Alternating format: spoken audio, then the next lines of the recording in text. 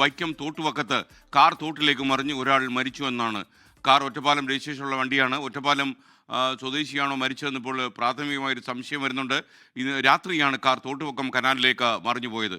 അതിൻ്റെ ദൃശ്യമാണ് പ്രേക്ഷകർ ഇപ്പോൾ കാണുന്നത്. അവിടെ ഫയർഫോഴ്സൊക്കെ എത്തി വിവരങ്ങൾ കാര്യങ്ങളൊക്കെ ശേഖരിക്കുന്നുണ്ട്. മരിച്ചയാളുടെ ബോഡി ഇപ്പോൾ മോർച്ചറിയിലേക്ക് മാറ്റിയിട്ടുണ്ട്.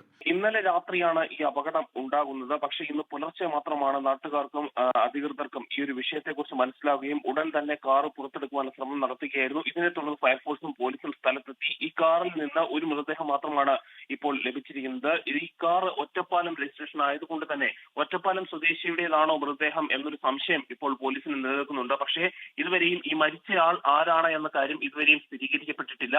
ഏതായാലും ഇന്നലെ രാത്രി വഴിതെറ്റി മറ്റോ ഈ ഭാഗത്തേക്ക് എത്തിയതാകാം കാർ എന്നൊരു അനുമാനമാണ് ഇപ്പോൾ നിലവിലുള്ളത്. കുറച്ച് ദിവസങ്ങൾക്ക് മുൻപാണ് ഈ കായലിലെ ചെളി നീക്കം ചെയ്ത് ഇവിടെ ആഴം കൂട്ടുന്ന ഒരു സ്ഥിതി ഉണ്ടായത്. അതിനുശേഷം ഇപ്പോൾ ഈ ഒരു അപകടവും ഉണ്ടായിരിക്കുകയാണ്. ഏതായാലും ഈ ആളെ തിരിച്ചറിയാനുള്ള ഒരു ശ്രമമാണ് ഇപ്പോൾ നടക്കുന്നത്. മറ്റാളുകൾ ഈ കാറിൽ വേറെയും ആളുകൾ ഉണ്ടായിരുന്നോ, അവർ ഇത്തരത്തിൽ അപകടത്തിൽ പെട്ടിട്ടുണ്ടോ എന്നതിനുള്ള പരിശോധനയാണ് ഇപ്പോൾ ആ ഭാഗത്ത് നടന്നുകൊണ്ടിരിക്കുന്നത്. ഏതായാലും ഈ മൃതദേഹം ഇപ്പോൾ വൈക്കത്തെ മോർച്ചറിയിലേക്ക് മാറ്റിയിരിക്കുകയാണ്.